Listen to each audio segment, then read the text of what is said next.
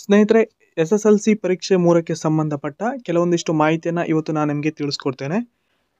ಪರೀಕ್ಷೆ 3 ಈಗಾಗಲೇ ಮುಗಿದಿದೆ. ಪೇಪರ್ ಚೆಕಿಂಗ್ ಕೂಡ ಸ್ಟಾರ್ಟ್ ಆಗಿದೆ.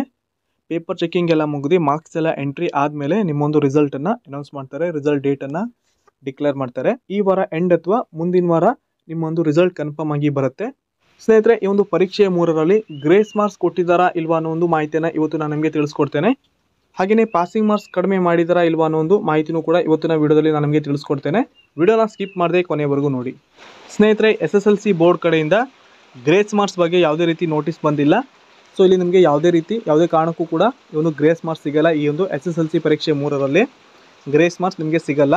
ಕ್ವಶನ್ ರಾಂಗ್ ಆಗಿದ್ದರೆ ಅಥವಾ ಔಟ್ ಆಫ್ ಸಿಲೆಬಸ್ಸಿಂದ ಈ ಒಂದು ಕ್ವಶನ್ ಬಂದಿದ್ದರೆ ಮಾತ್ರ ನಿಮಗೆ ಇಲ್ಲಿ ಗ್ರೇಸ್ ಮಾರ್ಕ್ಸ್ ಬರುತ್ತೆ, ಅಂದರೆ ಎಕ್ಸ್ಟ್ರಾ ಮಾರ್ಕ್ಸ್ ಬರುತ್ತೆ. ಸೊ ಆ ರೀತಿ ಯಾವುದೇ ಒಂದು ಕ್ವಶನ್ ಇಲ್ಲಿ ಬಂದಿಲ್ಲ. ಸೊ ಇಲ್ಲಿ ನಿಮಗೆ ಯಾವುದೇ ಕಾರಣಕ್ಕೂ ಗ್ರೇಸ್ ಮಾರ್ಕ್ಸ್ ಬರಲ್ಲ. ಹಾಗೆ ಕೋವಿಡ್ ಟೈಮಲ್ಲಿ ಗ್ರೇಸ್ ಮಾರ್ಕ್ಸನ್ನು ನೀಡ್ತಾ ಇದ್ರು. ಈಗ ಆ ಒಂದು ಗ್ರೇಸ್ ಮಾರ್ಕ್ಸ್ ನೀಡೋದನ್ನು ನಿಲ್ಲಿಸಿದ್ದಾರೆ. ಸೊ ಅಫಿಷಿಯಲ್ ಆಗಿ ಯಾವುದೇ ರೀತಿ ನೋಟಿಸ್ ಬಂದಿಲ್ಲ ಗ್ರೇಸ್ ಮಾರ್ಕ್ಸ್ ಬಗ್ಗೆ. ಹಾಗೆ ಸ್ನೇಹಿತರೆ, ಪಾಸಿಂಗ್ ಮಾರ್ಕ್ಸ್ ಕಡಿಮೆ ಮಾಡಿದಾರಾ ಇಲ್ವಾ ಅನ್ನೋ ಒಂದು ಡೌಟ್ ಕೂಡ ನಿಮಗೆ ಇರುತ್ತೆ. ಸೊ ಯಾವುದೇ ಕಾರಣಕ್ಕೂ ಪಾಸಿಂಗ್ ಮಾರ್ಕ್ಸನ್ನು ಕಡಿಮೆ ಮಾಡಿಲ್ಲ. ಕನ್ನಡ ಸಬ್ಜೆಕ್ಟಿಗೆ 35 ಮಾರ್ಕ್ಸನ್ನು ನೀವು ತಗೊಳ್ಳೇಬೇಕು ಪಾಸ್ ಆಗಬೇಕಂದ್ರೆ. ಹಾಗೆ ಉಳಿದ ಸಬ್ಜೆಕ್ಟ್ಗೆ ನೀವು 28 ಮಾರ್ಕ್ಸನ್ನು ತಗೊಳ್ಳೇಬೇಕಾಗುತ್ತೆ.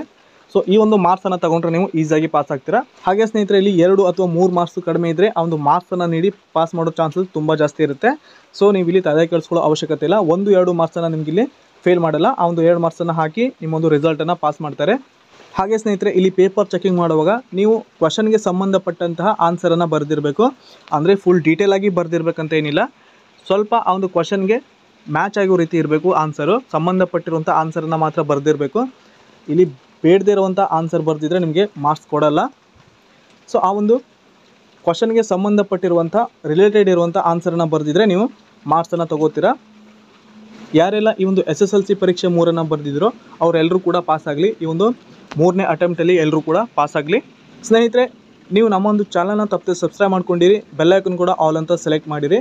ನಾನು ಎಕ್ಸಾಮ್ ಡೇಟ್ ಡಿಕ್ಲೇರ್ ಆದ ತಕ್ಷಣ ವೀಡಿಯೋನ ಅಪ್ಲೋಡ್ ಮಾಡ್ತೇನೆ, ನಿಮಗೆ ನೋಟಿಫಿಕೇಷನ್ ಮೂಲಕ ಬರುತ್ತೆ. ದಯವಿಟ್ಟು ಎಲ್ಲರೂ ಕೂಡ ಬೆಲ್ಲೈಕನ್ನ ಆಲ್ ಅಂತ ಸೆಲೆಕ್ಟ್ ಮಾಡಿರಿ. ಇದಾಗಿತ್ತು ಇವತ್ತಿನ ವಿಡಿಯೋ. ಇದೇ ರೀತಿ ನಾನು ನಿಮಗೆ ಹೆಚ್ಚಿನ ಇನ್ಫಾರ್ಮೇಷನ್ ವೀಡಿಯೋ ನೀಡ್ತಾ ಇರ್ತೇನೆ. ದಯವಿಟ್ಟು ನನ್ನ ಚಾನಲ್ನ ತಪ್ಪದೆ ಸಬ್ಸ್ಕ್ರೈಬ್ ಮಾಡ್ಕೊಂಡಿರಿ. ಹಾಗೆಯೇ ಪಕ್ಕದಲ್ಲಿರೋ ಬೆಲ್ಲೈಕನ್ ಕೂಡ ಆಲ್ ಅಂತ ಸೆಲೆಕ್ಟ್ ಮಾಡಿರಿ. ಪೂರ್ತಿಯಾದ ವೀಡಿಯೋ ನೋಡೋದಕ್ಕೆ ಎಲ್ಲರಿಗೂ ಧನ್ಯವಾದ. ಶುಭ ದಿನ.